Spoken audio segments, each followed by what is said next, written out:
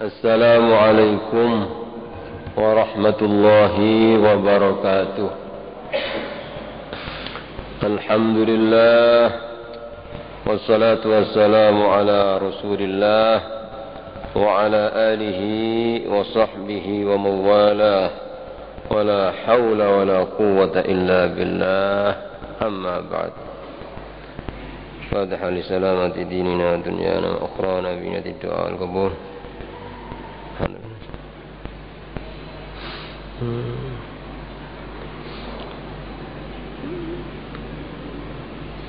الفاتحة. بسم الله الرحمن الرحيم. الحمد لله الرحمن الرحيم. إياك نعبد صراط الذين أنعمت عليهم غير المغضوب عليهم ولا الضالين. أعوذ بالله من الشيطان الرجيم. بسم الله الرحمن الرحيم. وما كان لمؤمن ولا مؤمنة إذا قضى الله ورسوله أمرا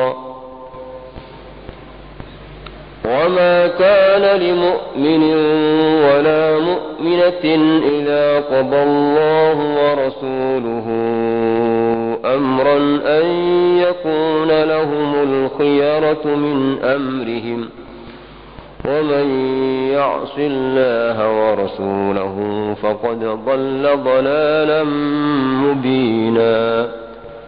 صدق الله العظيم. Para bapak, ibu-ibu dan saudara-saudara jamaah pengajian di Masjid Jami' yang dirahmati oleh Allah,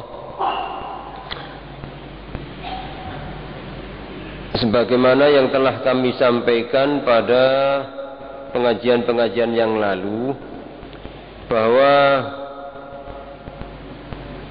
di antara anugerah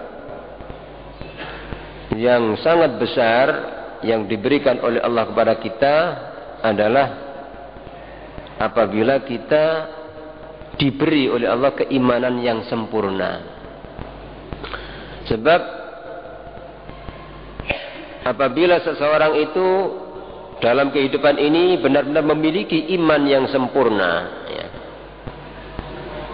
iman yang terkandung dalam kalimah tauhid, kalimah thayyibah, maka pasti orang yang demikian ini akan senantiasa mendapatkan ketentraman dan kebahagiaan, baik sejak dalam kehidupan dunia yang sesaat ini sampai besok di akhirat yang abadi. Itu kuncinya hanya iman yang utuh, iman yang murni, iman yang sempurna. Salah satu, ya, di antara tanda keimanan yang sempurna itu, ya, kita ini harus menerima segala apapun yang ada di alam semesta ini, apapun yang terjadi di alam semesta ini, yang mana apapun yang ada ini adalah ciptaan Allah, dan ciptaan Allah itu pasti selalu berlawan-lawanan, ya, berpasang-pasangan. Yang tidak ada pasangannya hanya Allah, ya. Yang mana semua itu Allah yang menghendaki. Seperti ada manusia ini, ada yang mukmin, ada yang kafir. Ini semua yang menghendaki adalah Allah. Ada yang mendapat hidayah, ada yang tidak. Ada yang dijadikan laki, ada yang dijadikan perempuan, ada yang dijadikan kaya, ada melarat. Walhasil selain Allah, pokoknya selain Allah itu pasti berlawanan, ya, berpasang-pasangan. Yang tidak ada pasangannya hanya Allah, menunjukkan bahwa Allah adalah pencipta satu-satunya. Dan perlu kita ketahui dan kita yakini gitu loh. Berhubung seluruh apa saja yang ada ini adalah makhluk Allah, ciptaan Allah. Yang menghendaki adalah Allah. Tidak mungkin ada sesuatu tanpa dikehendaki oleh Allah. Ya. Otomatis itu adalah sudah merupakan pilihan Allah yang terbaik. Jadi kenapa kok ada demikian? Kenapa kok ini? Kenapa kok dibuat laki-laki? Kenapa kok dibuat ini ganteng? Kenapa? Itu ya sudah memang pilihan Allah. Jadi kalau sudah terjadi itu berarti pilihan Allah yang terbaik. Ya. Sebab andaikan Allah membuat selain itu bisa. Ya. Tapi ternyata Allah membuat semua ini pasti ya, ada senang, ada susah. Ya. Ada nikmat, ya, ada ya, apa bencana. Itu semua demikian. Ya. Maka salah satu tanda bahwa orang ini benar-benar mukmin yang benar, gitu, mengesahkan Allah, pasti apapun yang ada ini diterima. Gitu. Karena ini semua yang menghendaki Allah, yang menciptakan Allah, yang menentukan Allah. Dan apapun yang ditentukan oleh Allah itulah sudah apa? Pilihan yang terbaik. Pilihan yang terbaik. Ya. Jadi tidak ada. Kalau Allah sudah menentukan ini, sudah tidak ada. Ya, tidak bisa diusahakan bagaimana dan tidak ada pilihan yang lain selain pilihan Allah. Ini yang dimaksud dalam ayat yang kami baca tadi. Ya. Surat Al-Ahzab ayat 36 ya. Allah berfirman, "Wa ma kana lil mu'minin wa la mu'minatin idza qadallahu wa rasuluhu amran ay yakuna lahumul khiyaratu min amrihim."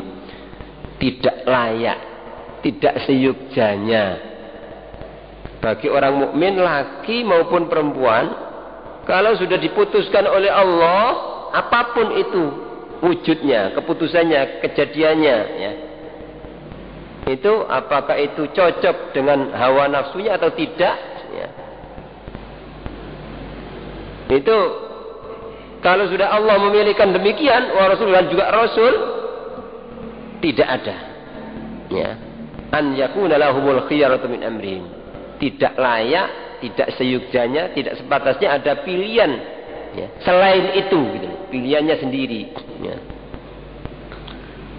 Jadi atas dasar ayat ini, ya, kita ini wajib menerima apapun yang ada, apapun yang terjadi ini pasti yang menghendaki, yang menciptakan Allah, dan pasti ada hikmah, ada manfaatnya, ada maksudnya. Nah, kalau orang itu tidak menerima apa yang terjadi, yang hakikatnya itu sudah merupakan pilihan Allah, yang menghendaki Allah, berarti orang ini masih belum iman kepada Allah, belum percaya kepada Allah, ya, belum menerima apa yang telah ditetapkan oleh Allah. Ya. Makanya pada ayat berikutnya, wa may ya'sillaha wa rasulahu, barang siapa yang durhaka kepada Allah, artinya tidak mau mengikuti apa yang ditetapkan oleh Allah dan Rasul, ya, faqad dhalla dhalalan mubina, maka sungguh dia tersesat dengan kesesatan yang nyata. Jadi semua apa ini sudah merupakan pilihan Allah sudah. Ya. Dalam ayat lain surat Al-Qasas ayat 68, ya, lengkapnya sampai 70, ya. Allah berfirman, wa rabbuka yakhluqu ma yasha'u wa yakhtar. Ya. Tuhanmu yakhluqu menciptakan ma yasha, apa yang dikehendaki. Semua ini ciptaan Allah sesuai dengan kehendak Allah. Wa yakhtar, dan memilihkan. Jadi si A ini dijadikan laki, terus postur tubuhnya sekian. Ya, ada yang tinggi, ada yang sedang, ada yang ganteng, ada yang tidak, ya. Ada yang kaya, ada yang kuat, ada yang... Ini semua apa? Ciptaan Allah. Dan Allah memilihkan demikian. Termasuk jodoh. Kenapa ini kok jodohnya ini, jodoh ini? Ya sudah, itu pilihan Allah sudah. Ketika kenyataannya bikin tidak boleh orang itu, waduh kenapa ya? Kenapa sayang ya? Andaikan saya ini, andaikan ini. Itu tidak boleh. Berarti menunjukkan orang ini tidak nerima akan ketentuan yang hakikatnya itu sudah dipilihkan oleh Allah.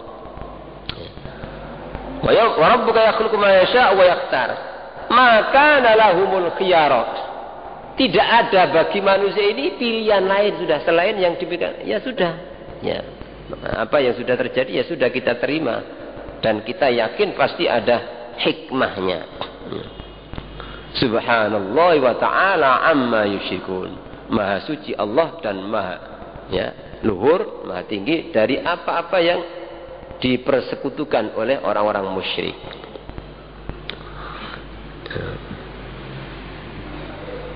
Itu yang dimaksud pada pelajaran-pelajaran yang lalu. Kenapa disebutkan oleh para ulama? Ya, di antaranya Imam Wahab bin Munabbih ketika ditanya oleh seseorang, "Alaisa miftahul jannah la ilaha illallah?" Bukankah kuncinya surga itu la ilaha illallah, katanya. Kan kata Nabi kuncinya surga itu la ilaha illallah. Dijawab oleh beliau, oh betul, memang betul itu kuncinya surga la ilaha illallah. Tapi katanya, walakin ma min miftahin illa walau asnan. Tetapi tidak ada kunci apa kecuali pasti ada giginya itu. Ya, ada geriginya, ada mungkin giginya 2, ada yang 3, ada yang 5. Fa in ji'ta bi miftahin lahu asnan futih alaka. Kalau kamu ini membawa kunci, ya, kuncinya surga la ilaha illallah yang lengkap giginya, maka akan dibukakan pintu surga bagimu. Wa illa lam yuftah lak. Jika tidak, artinya bawa kunci tapi tidak ada geriginya. Mestinya itu harus ada giginya sekian, tapi tidak ada, ya tidak akan bisa membuka. Ya, sebagian ulama mengatakan kunci daripada kalimah la ilaha illallah, kalimah thayyibah, kalimah tauhid yang merupakan ajaran pokok seluruh para nabi dan rasul itu, ya, geriginya itu ada 7, ya. Yang pertama itu ilmu, harus ngerti apa itu pengertian daripada la ilaha illallah. Kemudian yang kedua harus yakin, bukan hanya tahu tapi tidak yakin, masih ragu-ragu. Ya. Selama orang ini masih ragu bahwa yang menghendaki Allah, bahwa yang menciptakan Allah, bahwa yang ngasih rezeki Allah, bahwa Allah bisa menghidupkan orang mati, bahwa Allah bisa memberikan balasan. Selama masih ragu, maka berarti masih belum benar. Ucapan la ilaha illallah masih bohong gitu. Masih tidak benar. Terus yang ketiga yang sekarang kita bahas itu al-qabul, harus nerima sudah. Jadi apapun yang ada, apapun yang terjadi, ini sudah Allah yang menghendaki, tidak ada selain Allah. Jadi karena pencipta itu Allah, yang berkuasa Allah, yang itu baru namanya orang bertauhid, benar-benar mengesahkan Allah, lawan daripada syirik gitu. Selama masih ada, ya, seolah-olah ada yang lebih baik, mestinya ada yang begini. Ya, berarti orang itu masih belum mengesahkan Allah, alias masih syirik. Yang mana syirik itu menurut Al-Quran merupakan dosa yang terbesar, yang tidak ada ampunannya. Ya. Kalau orang itu masih meyakini bahwa ada yang bisa menentukan, ada yang bisa ngasih manfaat, ada yang bisa memilihkan yang terbaik selain Allah, berarti orang ini masih musyrik. Ya. Makanya akidah kita, akidah ahli sunnah wal jamaah itu persis seperti akidah yang ada dalam Al-Quran, ada yang dalam hadis Nabi, yaitu semua apapun yang terjadi ini, apakah itu baik, apa jelek, ya, itu semua dari Allah. Tidak ada yang tidak dari Allah. Ya. Sementara ada di antara kelompok, ya, sesat yang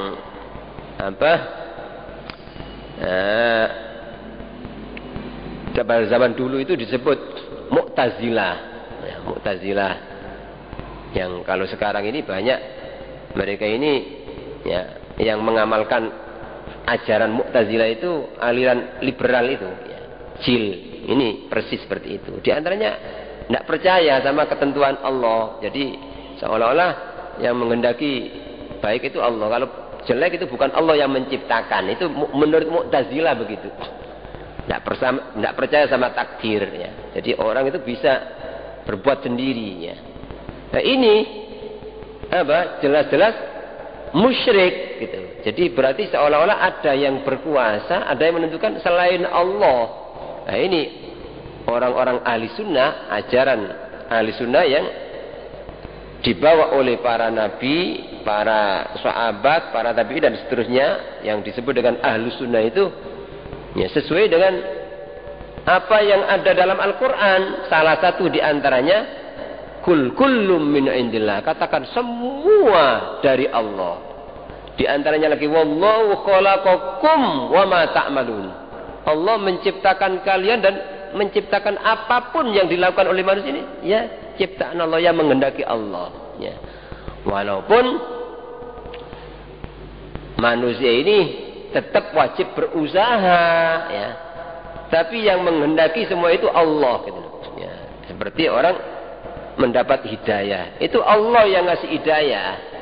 Kalau bukan Allah yang ngasih hidayah, siapapun ingin ngasih hidayah walaupun itu nabi, kalau Allah tidak ngasih hidayah tidak dapat hidayah. Seperti Nabi Nuh, anaknya namanya Kan'an tetap kafir. Apa Nabi Nuh tidak berusaha, tidak berdoa kepada Allah, tidak nasihati? Wah sudah apa?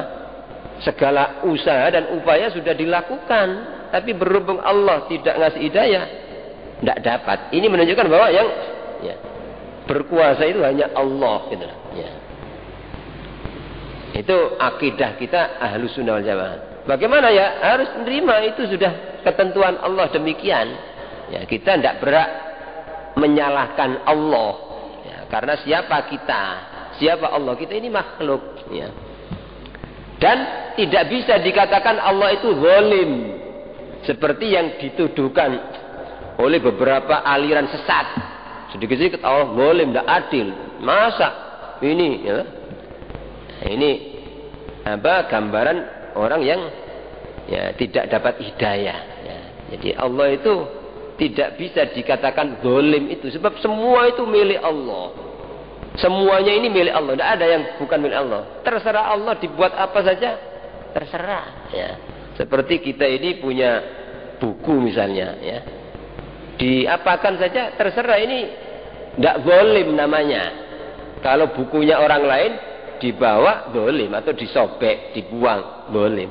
Tapi kalau bukunya sendiri ya, itu pun masih dikatakan zalim karena hakikatnya ini bukan miliknya, ini pemberian Allah. Apa yang dimiliki manusia ini walaupun kita yang beli tapi kan dari Allah. Makanya kalau tidak digunakan yang baik tetap dikatakan zalim karena hakikatnya bukan miliknya. Tapi kalau Allah, mana yang bukan milik Allah? Ya. Apa di dunia yang bukan milik Allah? Semua milik Allah. Ya, terserah Allah dikehendaki apa ya sudah baik bagi Allah. Tidak ada istilah jelek. Ya. Makanya kita tidak boleh. Kenapa ya? Kok Allah begini? Kenapa? Mestinya tidak begini. Nah ini gambaran orang yang ya tidak ada iman. Ya. Jadi kalau orang itu mukmin betul, melihat apa saja, ya, itu langsung ya pikirannya itu Allah yang menghendaki. Ya. Melihat kejadian apa Allah yang menghendaki. Kalau Allah tidak menghendaki tidak mungkin terjadi. Dan pasti ada hikmah. Apa hikmah di balik itu? Pasti ada ya. Ya.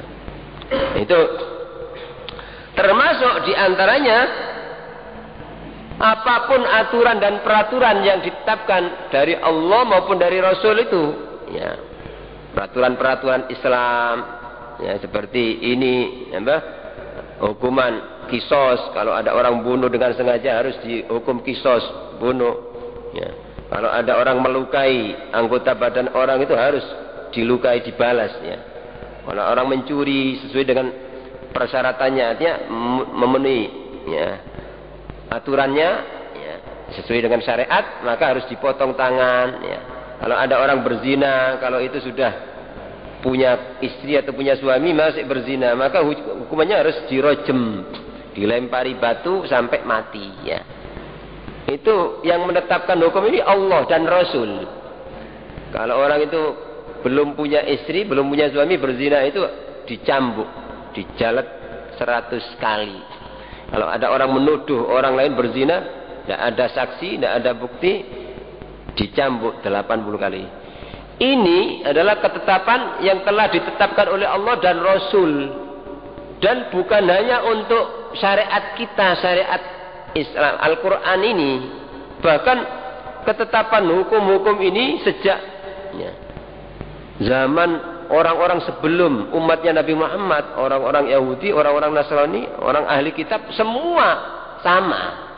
Seperti yang dikutip dalam Al-Quran, wa katabna alaihim fiha anna an-nafsa bin nafsi wal 'aina bil 'aini wal anfa bil anfi wal udhuna bil udhuni was sinna bis sinni wal juruha qisas. Al-ayah. Kami wajibkan, kami tetapkan atas mereka, artinya orang-orang ahli kitab, orang-orang itu, bahwa orang yang membunuh orang dengan sengaja harus dibunuh. Orang melukai gigi harus dilukai giginya, melukai telinga harus dilukai. Ya, begitu seterusnya lengkap. Ya. Ini semua adalah sudah pilihan Allah terbaik. Gitu. Jadi kalau Allah yang menciptakan manusia, Allah yang mengetahui, otomatis Allah itu maha mengetahui apa yang maslahat, yang baik. Ya. Ibarat Allah yang menciptakan manusia ini tahu, ya, penyakitnya manusia ini apa, gitu. Kemudian nanti obatnya supaya sembuh itu apa, itu Allah tahu. Makanya, ya, tidak ada sesuatu yang dilarang oleh Allah kecuali karena sesuatu yang dilarang itu mengandung bahaya, ya. Baik bahaya di dunia maupun bahaya di akhirat. Ya. Nah, sekarang banyak.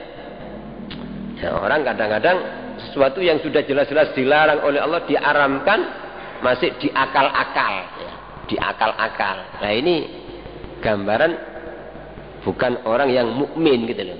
Seperti larangan, ya, bangkai, larangan babi, ya, itu masih diakal-akal. Oh iya, karena ini dulu ada cacing pitanya, kalau diusahakan sampai hilang, ya, berarti tidak haram. Nah, ini tidak bisa, gitu. Jadi kalau sudah datang Al-Quran mengharamkan itu, ya sudah, tidak pakai diteliti, itu sudah haram. Ya, kenapa? Pasti Allah yang maha tahu kenapa diharamkan itu sampai hari kiamat sudah. Ya. Jadi itu maksudnya apa? Wa ma kana lil mu'minin wala mu'minatin idza qadallahu wa rasuluhu amran ayyakuna lahumul khiyaratu min amrihim. Ya, kalau sudah dipilihkan oleh Allah suatu perkara, tidak ada pilihan lain, ya, yang lebih baik. Tidak ada, sudah itu pilihan yang terbaik dari Allah. Ya. Termasuk, ya, keadaan yang ada pada diri kita itu loh. Ya. Kadang-kadang kan kita ini sudah berusaha, ya, menjaga kesehatan, ya, dengan berbagai macam cara supaya sehat. Tapi kadang-kadang toh terjadi sakit. Ya. Ini bagaimana? Siapa yang menghendaki sakit? Allah, gitu. Yang menghendaki sakit Allah. Ya. Dan itu berarti Allah yang memilihkan. Pasti itu baik. Ya. Bagi kita menurut Allah, gitu. Ya. Salah satu diantaranya, ya, Allah memberikan ujian, cobaan kepada kita manusia ini, walaupun kita sudah berusaha semaksimal mungkin, tapi ternyata masih terjadi apa yang tidak kita senangi. Ya. Ya, ini sebenarnya mengandung hikmah yang sangat besar. Ya. Di antaranya Allah mengingatkan kita bahwa kita ini makhluk yang lemah, mengingatkan kita bahwa kita ini punya Allah yang menentukan itu, supaya kita langsung spontan ingat kepada yang menghendaki hal itu, yaitu Allah. Kemudian kita banyak mengingat pada Allah. Sekaligus Allah yang maha tahu akan kemaslahatan bagi kita itu, sebenarnya Allah itu sayang kepada kita dengan memberikan sesuatu yang tidak kita inginkan itu. Hakikatnya demikian. Nah, jadi kenapa kadang-kadang orang itu padahal sudah baik, tapi dikenai cobaan. Padahal hakikatnya ini Allah yang menghendaki. Dan Allah yang memilihkan keadaan itu, Allah sudah memilihkan itu. Dan ini baik gitu. Apalagi bagi orang mukmin yang ahli ibadah ya. Sebab apa? Sebab dengan dikasih itu, di samping orang ini menjadi ingat, menjadi sadar bahwa dirinya itu makhluk yang lemah ya, terus merasa butuh kepada Allah. Kemudian yang kedua, tidak sia-sia gitu loh. Apa yang terjadi pada orang ini, selama orang itu ridho, nerima, ini sudah ketentuan Allah, saya harus nerima, saya harus sabar. Loh, ini akan menghasilkan keuntungan yang besar ya.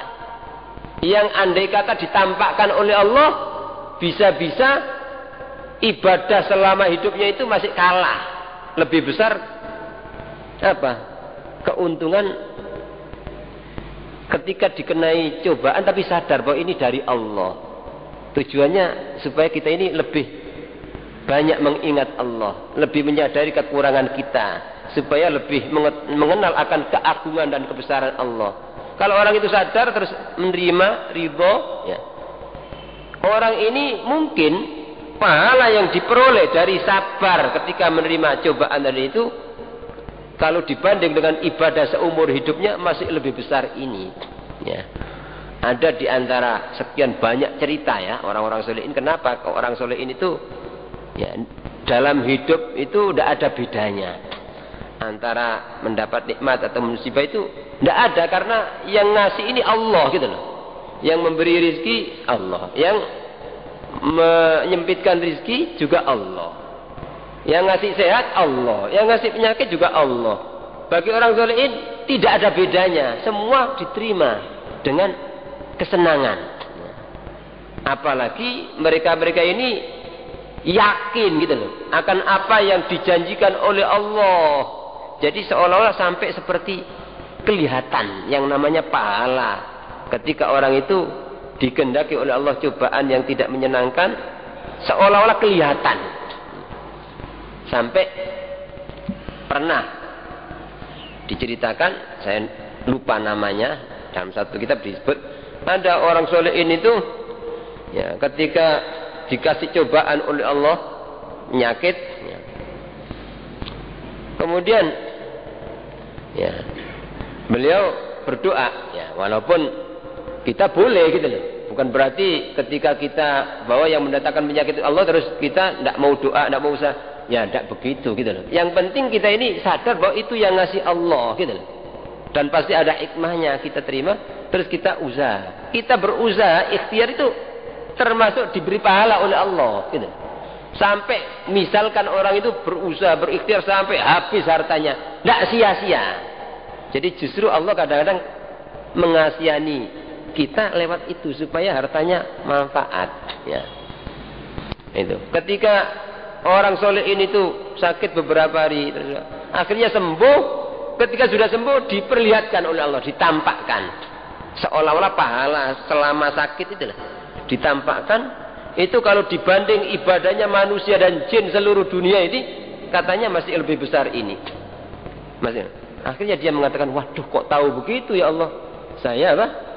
Memilih ini ya. Itu orang-orang solehin itu ya. Makanya ketika mengetahui bahwa yang menghendaki itu Allah, dan sebenarnya Allah itu kasihan kepada kita dengan memberikan ujian itu ya. Orang kalau sadar demikian pasti ya, selalu berusaha menerima apapun kenyataan yang ada ini ya.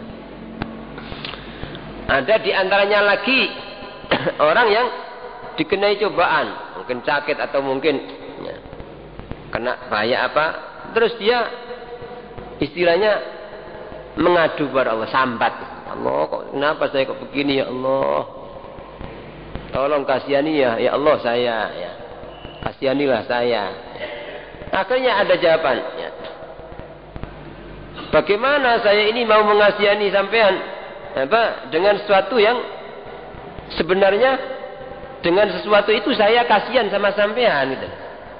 Kok sampean tidak mau gitu loh, minta dikasih dengan cara apa? Wong saya mendatangkan sesuatu cobaan kepada kamu ini, dengan itu saya kasihan sama kamu gitu. Ya. Jadi justru kalau saya tidak ngasihkan ini, saya tidak kasih sayang kepada kamu. Nah ini diantara kenapa kok kita ini harus menerima gitu. Apapun kenyataan yang terjadi, ya ini sudah pilihan Allah yang terbaik, ya. Dan kita harus menerima. Ya. Begitu juga kadang-kadang kita sudah berusaha, ya, mendapatkan rezeki yang banyak mungkin dengan berbagai macam cara, dengan hati-hati. Kadang-kadang ternyata masih gagal, kadang-kadang rugi. Nah, kita harus sadar gitu loh. Yang menghendaki semua itu Allah gitu loh. Sebagaimana yang ngasih keuntungan juga Allah. Ketika kita usaha kok rugi atau gagal, itu yang menghendaki Allah gitu. Nah, kalau orang itu tidak nerima, itu kenapa ya? Padahal saya sudah berusaha, kenapa ya? Ya. Nah, kalau orang demikian berarti tidak iman sama Allah. Ya, berarti masih tidak nerima dipilihkan oleh Allah yang terbaik. Ya. Jadi yang tahu apa yang baik bagi kita itu Allah gitu. Sedangkan kita ini belum tentu menurut kita, wah, saya nanti kalau hasil akan begini, akan begini, akan begini. Ya. Itu menurut kita mungkin begitu. Tapi belum tentu menurut Allah demikian. Mungkin Allah, enggak, kamu enggak akan bisa begitu kamu. Nah, kalau hasil mungkin kamu makin jauh dariku. Mungkin kamu bisa rusak dan sebagainya. Ya, itu yang dimaksud fa'asa an takrahu syai'an wa huwa khairul lakum wa asa an tuhibbu syai'an wa huwa syarrul lakum. Kata Allah dalam Al-Qur'an, barangkali kamu tidak menyukai sesuatu, mungkin kena penyakit, mungkin rugi, mungkin ditipu orang, mungkin apa, kan tidak senang gitu. Tapi kadang wa huwa khairun lakum, padahal ini baik bagimu. Memang harus begitu kamu ini, supaya kamu tetap saya cintai, supaya kamu ini mulia, supaya kamu ini selamat dan bahagia seterusnya.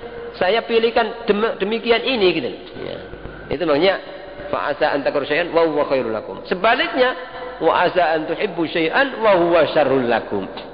Barangkali kamu menyukai sesuatu, saya pasti akan baik kalau begini saya punya. Itu menurut anggapan kita baik. Tapi kata Allah, wa huwa syarrul lakum. Mungkin sesuatu itu jelek bagimu. Ya.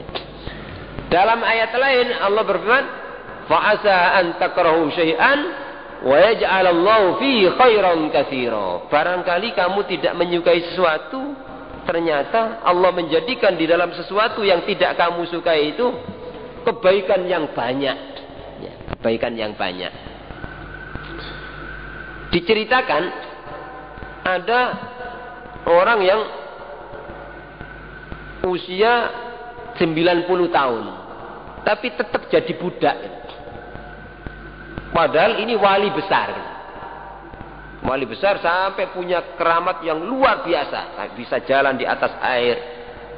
Tapi dikenai, dicoba oleh Allah, diuji gitu. Dengan penyakit kusta. Ya. Itu seluruh badan. Ya. Tapi aneh gitu loh. Baunya itu seperti bau misik. Dari jauh sudah bau misik. Tapi badannya dikenai misik. Masih tetap statusnya budak, tidak diperdekakan mana begitu oleh tuannya. Akhirnya, ya, yang satu kena penyakit yang lain. Ya. Terus ada orang sama-sama wali besar ini, ya. Ada orang datang. Ya. Ini seolah-olah kok Allah istilahnya tidak ada pilihan lain kok selain sampean gitu loh. Kok sampean? Padahal sampai ini orang yang sudah istiqomah ibadah sampai ya dimuliakan menyangatnya. Seolah-olah tidak ada orang lain cara katanya yang pantas untuk menerima cobaan seperti ini. Ya. Katanya si wali tadi itu yang dicoba itu uskut, ya diam sampean, diam. Justru apa? Ya.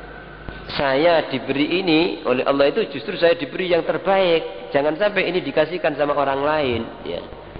Jadi mungkin kalau ini dihilangkan oleh Allah, saya tidak akan mendapatkan kemuliaan-kemuliaan yang ya diperlihatkan oleh Allah kepada diri saya. Ya. Jadi begitu ya. Walhasil apapun yang terjadi, yang menimpa pada manusia, ya, itu yang menghendaki, yang menentukan, yang menciptakan, yang memilihkan adalah Allah, dan itu adalah pilihan yang terbaik. Walaupun bukan berarti terus kita tidak boleh ikhtiar, tidak boleh berusaha. Ya kita boleh, kita berdoa itu termasuk ibadah.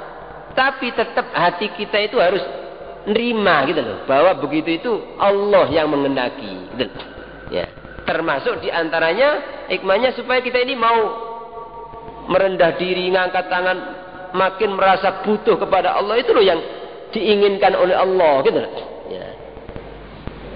Sehingga kadang-kadang manusia itu dikasih cobaan-cobaan supaya kita ini makin dekat dengan Allah, makin merasa butuh kepada Allah. Sebab kadang-kadang umumnya manusia itu kan, ya kadang-kadang gitu, kalau sudah tidak mendapatkan kesulitan apa-apa, lancar urusannya, terus apa, sehat terus, itu kadang-kadang bisa menyebabkan dia ini makin lupa kepada Allah, merasa tidak butuh kepada Allah. Kadang-kadang begitu gitu, ya umumnya manusia. Tapi ketika dikasih cobaan, baru dia yang tadinya tidak mau doa menjadi doa, yang tadinya doa tidak khusyuk, sekarang doanya sambil menangis. Kan begitu apa? Yang diinginkan oleh Allah, keadaan seperti itu loh, gitu. Supaya orang itu mau merendah kepada Allah, menyadari bahwa awakmu iki makhluk Allah, makhluk yang lemah. Itu loh yang diinginkan oleh Allah, gitu. Ya. Jangan sampai orang itu terus seolah-olah dirinya sebagai Tuhan, ya. Jadi seolah-olah tidak pernah menghadapi kesulitan. Nah ini justru tidak disenangi oleh Allah.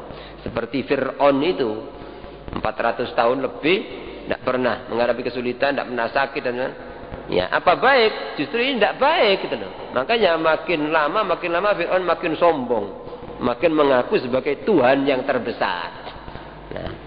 Nah ini kembali supaya kita ini benar ya, ucapan yang kita baca ucapan la ilaha illallah ya, sehingga langsung gitu ketika ucapan la ilaha illallah itu diterima oleh Allah, itu langsung sampai ke arasy, sampai diterima oleh Allah, dan tidak akan apa, setiap orang mengucapkan la ilaha illallah kalau benar ya, memenuhi persyaratan-persyaratan tadi itu ya, itu ada tiang di arasy itu, ketika orang mengucapkan itu bergoncang itu arasy, disebut dalam hadis, tidak berhenti ya, disuruh berhenti oleh Allah, diamlah wahai yang di arasy. Katanya mengatakan, bagaimana saya berhenti dari goncang ini sedang engkau belum mengampuni dosa orang yang membaca la ilaha illallah itu ya. Akhirnya diampuni oleh Allah dosa orang yang baru berhenti ya. Itu keutamaan ucapan la ilaha illallah kalau cocok dengan apa yang ada di hati gitu loh. Nah kalau orang itu setiap hari baca la ilaha illallah tapi ngerusulotok ya, mengeluh, anda sedikit, kenapa ya kok begini terus ya, kenapa? Nah ini berarti bohong, mengucapkan apa? La ilaha illallah tapi masih mengeluh. Ya ini namanya ibarat orang itu sudah pegang kunci la ilaha illallah, kunci surga, tapi tidak ada giginya. Bagaimana akan dibuat buka pintu surga gitu. Ya. Jadi orang baru dikatakan apa? La ilaha illallah itu benar, akan menghasilkan pahala yang sangat besar ya. Maka apabila cocok dengan apa yang ada di hatinya, di antaranya orang itu harus benar-benar yakin apapun yang terjadi itu adalah yang menghendaki Allah, dan tidak ada sesuatu yang terjadi kecuali itu sudah pilihan Allah yang terbaik, dan pasti ada hikmahnya. Tidak ada pilihan lain selain itu sudah ya. Itu harus kita yakini demikiannya.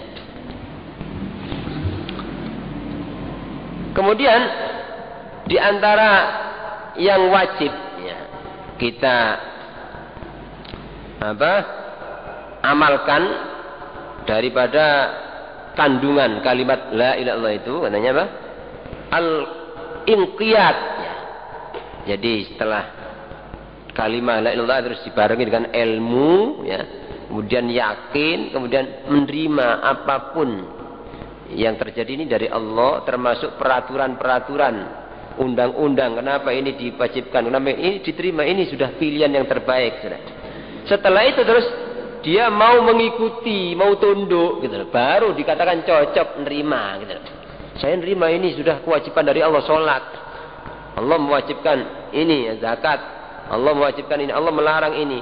Terus dia mau tunduk pada peraturan itu, mau mengikuti, itu baru dikatakan cocok gitu. Nah, kalau orang nerima betul ini dari Allah tapi tidak dilakukan ya, atau masih apa ya, tidak yakin akan kebenaran ini ya, nah ini berarti masih belum cukup ya keimanannya ya. Jadi harus al-qabul, terus al-inqiyad, tunduk dan patuh kepada aturan dan peraturan Allah karena yakin bahwa itulah pilihan yang terbaik ya. Kemudian wasidq ya. Sidq itu apa?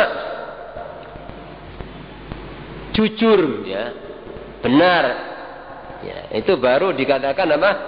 Benar ucapan la ilaha illallah, tidak pernah bohong dalam keadaan apapun, tidak berani bohong ya. Selama orang itu masih berani bohong gitu, berarti masih apa? Belum betul ucapan la ilaha illallah itu ya, masih belum benar, masih dikatakan bohong ya. Makanya Allah memerintahkan kepada kita, di samping kita ini harus menjadi orang yang jujur, jangan sampai berani bohong kepada siapapun ya. Kemudian kita ini disuruh bergaul, berkumpul dengan orang-orang yang punya sifat jujur gitu loh ya. Sebab selama orang itu jujur, itu pasti akan dijaga, dilindungi, ditolong oleh Allah. Selama orang itu jujur, innallaha ma'as shadiqin. Allah selalu menyertai. Dalam ayat lain, ya ayyuhalladzina amanu ya kunu ma'as shadiqin ya. Ya ayyuhalladzina amanu kunu ma'as shadiqin. Orang-orang yang beriman, beradalah kalian ya, bersama orang-orang yang shadiq, yang jujur ya. Nah ini dalam sebuah hadis Nabi Muhammad sallallahu alaihi wasallam bersabda, as-sidqu yahdi ilal bir, katanya. Kalau orang itu punya sifat jujur ya, itu pasti akan membawa kepada kebaikan. Jadi pokoknya kalau orang itu hidup bondo jujur, jujur itu pasti jadi orang baik, pasti, tidak bisa tidak. As-sidqu yahdi ilal bir, katanya. Jujur itu akan membawa kepada kebaikan. Wal birru yahdi ilal jannah. Kebaikan itu akan membawa orang kepada surga, pasti gitu. Wa ma yazalul 'abdu yasduqu wa yata'arra sidqa hatta yuktaba indallahi siddiqan. Orang itu selalu jujur dan terus memilih kejujuran sampai dicatat oleh Allah sebagai orang siddiq, orang yang ahli jujur, ditempel gitu.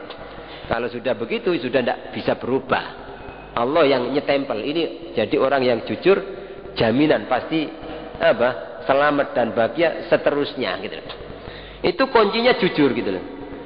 Terus wal kadzib, sedang sebaliknya bohong itu yahdi ilal fujur, akan membawa kepada kedurhakaan. Kalau orang itu bohong ya sudah alamat jadi kawannya setan. Alamat gampang dikuasai oleh setan. Tidak bisa baik. Selama orang itu masih tidak jujur, tidak bisa baik. Ibarat orang ini berguru kepada siapa saja sudah dididik oleh Nabi ya. Selama masih bohong, tidak bisa.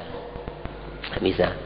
Makanya pernah diceritakan Nabi Isa itu diantara punya murid, pernah berjalan sama muridnya satu gitu apa? Ya. Ketika diajak duduk di tepi sungai gitu, terus diajak makan roti. Beliau bawa 3 roti. Yang satu dikasihkan si muridnya itu, yang satu dimakan, yang satu diletakkan. Dimakan. Setelah selesai Nabi Isa ini pergi mengambil air gitu, ngambil air. Terus ketika kembali roti yang satu tadi itu tidak ada, gitu. Roti yang satu tidak ada. Akhirnya ditanya oleh Nabi Isa, "Loh, mana roti yang satu tadi ya? Kok tidak ada?" "Kemana?" "Tidak tahu," katanya. "Tidak tahu saya," katanya Nabi Isa dalam hati. Aneh, oh tidak ada orang lain kok, Pak? Tadi jelas roti 3 yang dimakan 2, kok katanya apa? Sekarang tidak ada, kok tidak tahu. Siapa lagi yang ngambil gitu? Tapi Nabi Isa ingin muji gitu loh. Jujur apa enggak orang ini? Ya. Kalau tidak jujur percuma. Kamu ikut saya apa? Ikut sama-sama? Tidak bisa gitu. Tidak bisa. Akhirnya dicoba ditunjukkan akan kehebatan Nabi Isa, akan mukjizat, akan kebesaran kekuasaan Allah. Kemudian Nabi Isa berjalan sama muridnya itu, setelah agak payah duduk ya. Kemudian ada anak kijang ya. Anak menjangan itu disembelih, dibakar ya, terus dimakan dagingnya ya, angkat. Setelah dimakan ya, tulang belulang yang sudah hancur itu loh, dengan izin Allah Nabi Isa mengatakan, wahai tulang belulang yang sudah hancur, kum bi'idznillah, berdirilah, hiduplah dengan izin Allah. Akhirnya dengan kekuasaan Allah, tulang belulang yang hancur itu langsung ditutup oleh daging, sempurna menjadi persis seperti tadi itu. Ini mukjizat yang menunjukkan akan besarnya kekuasaan Allah bisa menghidupkan sesuatu yang sudah hancur. Nah, setelah ditunjukkan itu ditanya lagi, barangkali setelah tahu gitu terus takut, tidak berani bohong, tetap gitu. Dikatakan, siapa tadi yang ngambil roti ya? Katanya muridnya, tidak tahu saya, ya, tidak tahu. Nah, ini orang ini nemen ya, Pak, sudah ya, tidak bisa diperbaiki ini. Akhirnya dicoba lagi oleh Nabi Isa, jalan-jalan. Ya. Akhirnya ketika melewati sungai besar, Nabi Isa itu mau lewat di atas sungai air itu. Akhirnya kata muridnya, "Loh, saya ya apa? Sudah gandol aja di belakang saya, jalan di atas air dengan izin Allah." Ya. Akhirnya setelah selesai jalan, tanya, "Siapa yang ngambil roti tadi ya?" "Tidak tahu saya." Tetap nasi bohong. Akhirnya sampai dijak jalan lagi, kemudian kelihatan tumpukan ya, pasir gitu apa? Ditunjukkan oleh Nabi Isa kekuasaan Allah. Ya, dengan izin Allah jadilah ya, emas. Akhirnya jadi emas. Tumpukan tadi 3, tumpukan jadi emas. Akhirnya kata Nabi Isa, ini yang satu untuk kamu ya, yang satu untuk saya, yang satu bagi siapa yang ngambil roti tadi, saya kasih. Siapa yang ngambil roti tadi, saya kasih satu lagi. Langsung spontan jawab, kulo Nabi Isa. Saya yang ngambil apa? Yang ngambil roti tadi saya, baru gitu loh, ngaku. Ketika apa? Ketika ada ya, dunia, kata harta gitu loh. Ketika mau diiming-iming apa? Ya, iki lek gak ngaku saya ndak dapat, cuma dapat satu, wis tak ngaku ae, Pak. Dapat 2. Akhirnya setelah itu Nabi Isa tahu, oh iki goro iki berarti apa? Nek goro kan gunane awakmu mel aku wis PNKB wis. Ambil semua 3 emas ini, ambil semua, tapi kamu jangan ikut saya sudah. Percuma. Ambilin semua. Ya. Akhirnya diambil semua 3 ya, tumpukan emas tadi itu dibawa. Baru berjalan beberapa saat ada perampok ya, 2 orang perampok langsung, apa itu yang kamu bawa? Dia mengatakan langsung ini ya digerbek langsung ternyata emas ya. Terus dia mengatakan, tolong ini jangan diambil semua, ini dibagi 3 aja, sampean kan 2, ini satu-satu, saya 1. Katanya si perampok, ya sudah ya, tapi tolong sekarang aku belikan belikan makanan dulu, belikan makanan ya, nanti kamu kembali sini bawaan ini. Akhirnya dibelikan makanan 3 bungkus ya. Setelah pulang dari beli itu, dia orang yang tadi itu punya pikiran, ini lebih baik saya kasih racun aja makanan daripada nanti saya dapat satu. Mendingan orang itu makan terus mati, saya ambil dua itu. Ya. Sedangkan perampok dua itu yang menunggu juga punya pikiran itu. Ini yang enak, orang yang beli ini dibunuh aja sudah. Mendingan kita dapat apa? 1,5 dibagi 2. Akhirnya setelah datang ya langsung dibunuh orang yang beli ini. Terus dimakan nasi itu. Setelah dimakan mati semua. Ya. Jadi ketiga orang mati semua, ini dunia gitu loh. Ya. Jadi kembali bohong itu apa? Itu pasti tidak akan membawa ya keselamatan. Pasti tidak ada artinya gitu loh. Orang itu dididik mencari ilmu dengan selama masih berani bohong tidak bisa. Makanya ya, di antara gerigi kunci surga yang satu ini harus apa? Orang itu harus bermodal jujur gitu loh. Tidak berani bohong. Kalau orang itu setiap hari baca la ilallah 5.000 kali, setiap sholat 1.000 kali, tapi masih jualan bohong, tidak jujur, tidak ada artinya gitu loh, bohong gitu loh. Ya. Ini diantara apa? Kenapa kok la ilaha illallah itu kata para ulama ada geriginya tadi itu ya. Saya kira itu mudah-mudahan kita bisa mengamalkan kandungan daripada kalimat la ilaha illallah sampai kita bawa menghadap kehadirat Allah SWT dalam keadaan husnul khotimah. Amin ya rabbal alamin. Bismillahirrahmanirrahim. Alhamdulillah sallallahu Rabbana anfa'na bima 'allamtana rabbana. Allahumma hdina bihudak waj'alna mimman yusari'u fi ridak wa la tuwallina wa bi rahmatika ya rahman. Wa sallallahu alhamdulillah. Amin. Al-Fatihah.